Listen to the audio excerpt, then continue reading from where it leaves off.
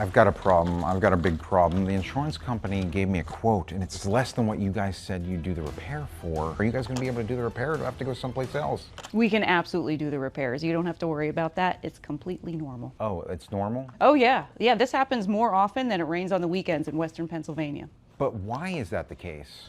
Well, there's actually a lot of reasons for that, and they're all pretty boring. So the most important thing to know is that the vehicle gets fixed right, no matter what that says. But this says... Stop looking at it. It's making you upset. So this is why you don't have to be upset.